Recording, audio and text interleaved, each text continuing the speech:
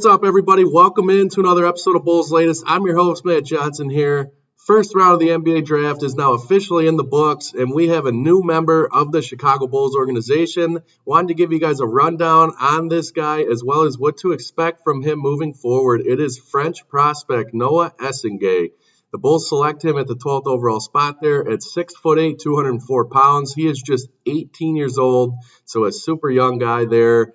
Born in Orléans, France, he did develop in France from the years 2021 to 2023, so spent a couple years in his basketball journey there before he moved to Radio Farm Ulm in Germany in July of 2023. He split time between the main Bundesliga Basketball League team and the Orange Academy there in Germany, where he did provide some decent playing time there for that organization. He scored 12.4 points a game, pulling down 5.3 rebounds a game, shot 65.9% from the field, as well as a 29.4% clip from three.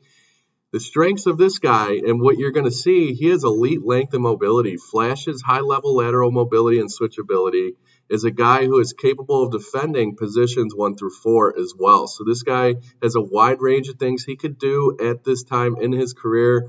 Shows a lot of flash when it comes to his transition game and his finishing ability. He's an explosive pursuit to the rim type of guy.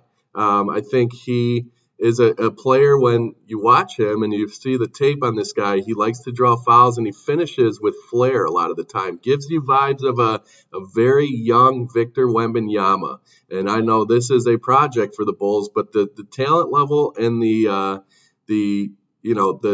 traits are there for this guy. So I think when you look at him, his high motor and his hustle and the energy that he brings and his willingness to rebound and run the floor is something that makes a lot of sense as to why the Bulls made a stab at him at 12 there. I think, they wanted to bring in a guy who fits the mold of the Chicago Bulls organization and what they like to do and what their identity is, and that's running the floor, playing fast. And this guy, at his size, has the ability to do that. And I think he has great defensive instincts as well.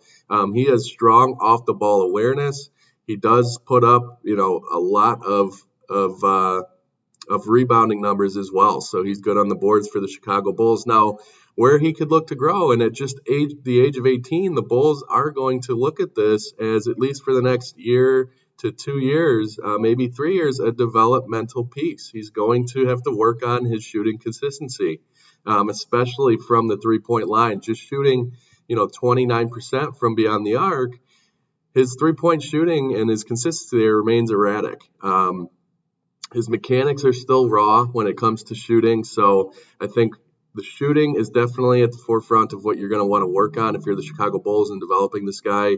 His playmaking and ball handling ability also could use some work, and that will come with more NBA experience.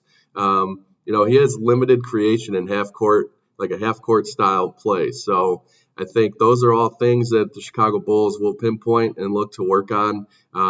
He is taller and longer than many peers, but still needs to add strength to contend as well. You see guys like this enter the league and their body develops and they become more of an NBA-style player when it comes to physique as they add time in the league. So I have no qualms about that happening. I think he will be able to add the size that he needs to contend at the NBA level when it comes to a physicality standpoint. As far as his trajectory with the Bulls and overall in a long-term kind of look at this guy, I think if he reaches his full potential, he could evolve into a valuable role player for this team or even a starter, but it's very much a work in progress at this moment in time. So a thing that Bulls fans probably are going to not want to hear at the time, but he's a work in progress. You got to exhibit patience when it comes to a young prospect like this. The Bulls aren't going to be contending for a championship anytime soon. So I think Noah Essen fits very well into what the Bulls are going to do moving forward. You do still have veterans around him, at least for the time being, and Kobe White and, Josh Giddey, assuming he signs his deal. Now, we'll get into that a little bit later and what to expect on a lot of those things. But some other notable names that were taken that I really wanted the Bulls to land. Colin Murray-Boyles ends up going 9 to the Toronto Raptors. This was a guy who I think was an awesome fit for the Chicago Bulls, a guy I projected yesterday morning that he would land here in Chicago. Toronto takes the leap to draft him there at 9. It was funny seeing that moment on the ESPN broadcast. I don't know if it was just a coincidence, but Colin Murray-Boyles mouthed some words there that showed that he wasn't necessarily the happiest to be taken by Toronto. Could be the very high taxes in Toronto. We'll see. I don't know. That was kind of a funny touch there, but I think that's a very solid young NBA prospect there in Colin Murray-Boyles. Toronto got a good one. And then obviously Ace Bailey, with all the antics going on around the pre-draft workout process and him skipping out on workouts and taking that approach that had a lot of people scratching their heads in terms of what he's doing there, gets taken at 5 to the Utah Jazz. It was very well known that his camp and everyone around Ace Bailey was preparing for him to end up on the East Coast in Washington, D.C. with the Wizards. That doesn't happen there. Utah's a very solid young organization. They have a lot of things around that organization that have promise. A very good coach there as well. So very interesting to see Ace Bailey end up there. That was the kind of fingers crossed home run type of prospect that I wanted the Bulls to maybe take a big giant leap at, but he ends up in Utah. He'll be a very exciting young player as well. But Noah Essengay has a lot of promise, I think, for a young guy who could develop into an eventual starter for the Chicago Bulls team. And Billy Donovan has a history of working young guys into a rotation. He did it with Modest this past year. Modest didn't get a ton of playing time to start his NBA career. As we gradually went through the season, you saw Modest Buzelis grab a lot more starts in games as well as stack up a lot more minutes. So I think he will take a similar approach when it comes to Noah Essengay and acclimating him to the NBA level here. So it's going to be a fun thing to watch there. I think Essengay is an exciting young prospect and a guy the Bulls are going to have a lot of promise and hoping for the best for this young fella here. So jumping into the second round of the NBA draft that takes place tonight, I think a fit, and this is a guy, another international prospect here, who is a guy who would just be the second player coming out of this part of Australia since 2009 when Patrick Mills got drafted by the Portland Blazers.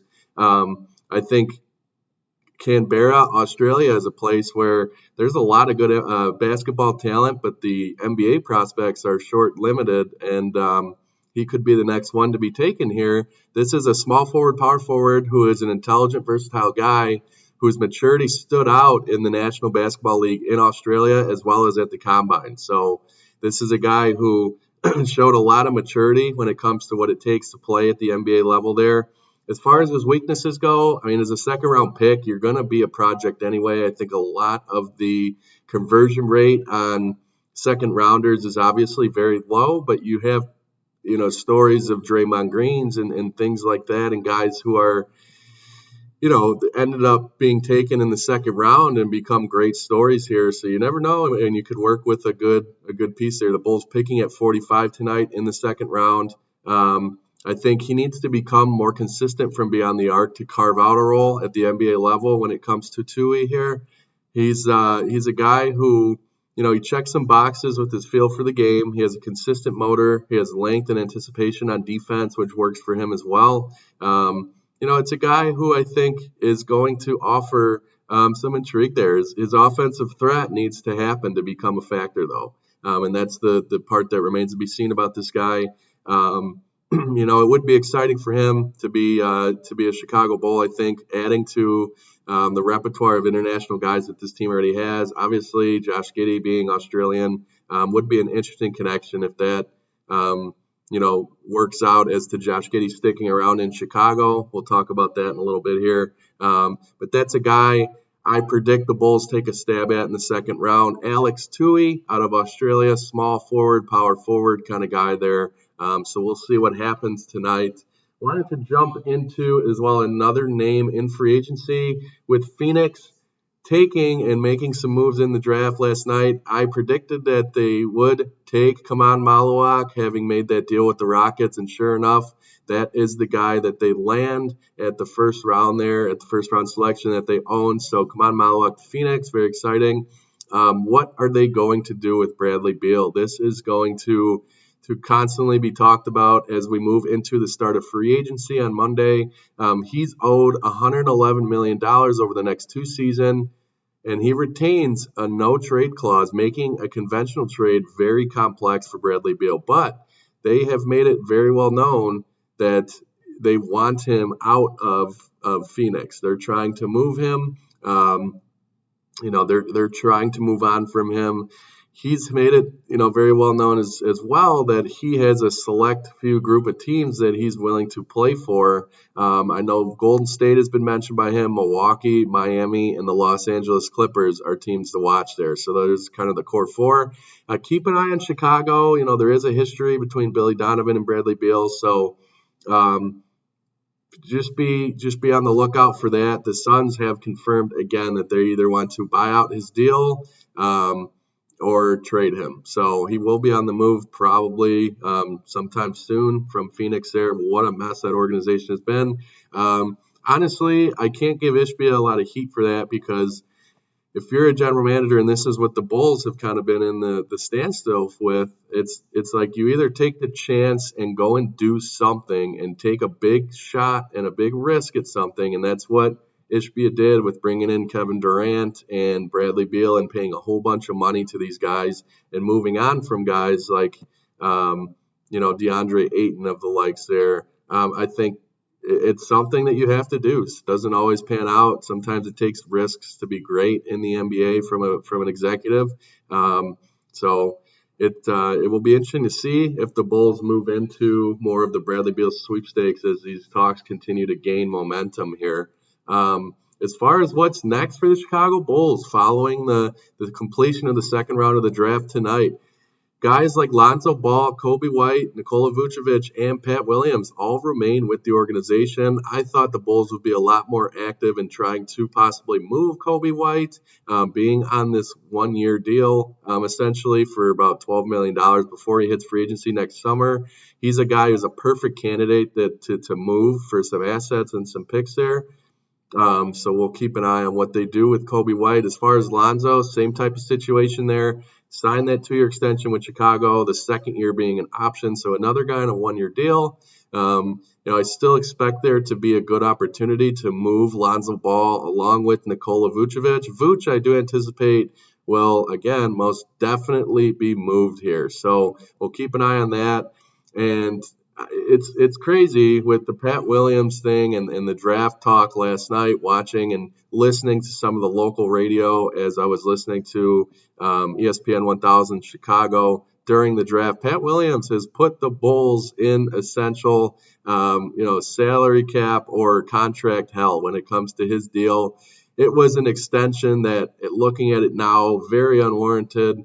I don't think he's a guy, when you look at the scope of this organization, offers a lot of excitement because of what he's brought to the team in recent years. It's a shame that it's worked out that way, but has put the Bulls in a really tough spot when tying up that annual money to a guy who has become a low productive player for this organization. So I did hear chatter as well this morning that the Lakers are really pushing for a center.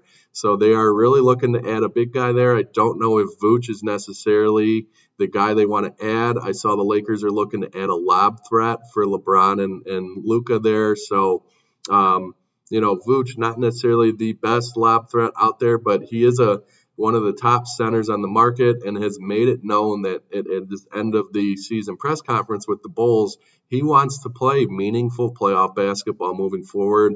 I don't know if that's going to happen here in Chicago right away. They could still be a play-in team and continue to follow along that track. One can hope that we do eventually make a leap into the top 6 there, and a consistent one at that.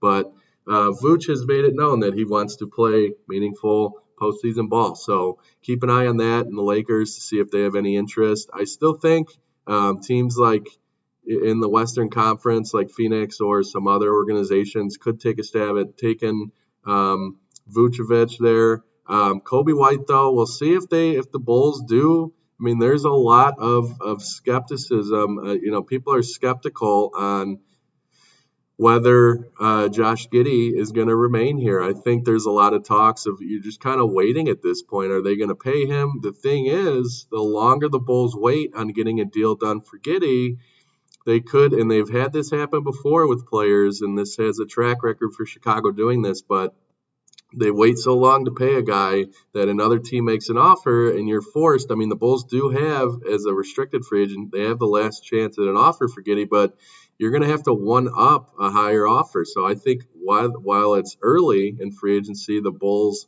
should take a chance at giving him a more of a conservative contract and something that is going to be lower there in terms of money.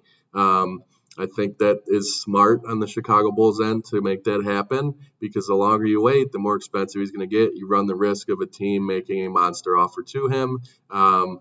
With Brooklyn having all those first-round picks last night, it'll be interesting to see if they use some of that money to bring in a guy like him, but that remains to be seen as well. So overall, a lot of great things happening for this organization in the Bulls. I know not the flashiest of picks going on last night with Noah Essen, but a very solid young 18-year-old prospect there. We'll take a look at what he could provide to this organization moving forward. And tomorrow morning, I will preview the Chicago Bulls second-round selection. Again, I think they have a good shot to take that prospect out of Australia there. So I want to thank you guys for joining me on another episode of Bulls Latest. First round of the draft in the books, another young player in the works here for Chicago. Let me know what you guys think in the comments. Who do you want to see them take a shot at in the second round here? Now with this draft pick happening, who would you want to see moved for the current Chicago Bulls on the roster? Again, thanks for joining me today, and we will talk to you tomorrow morning.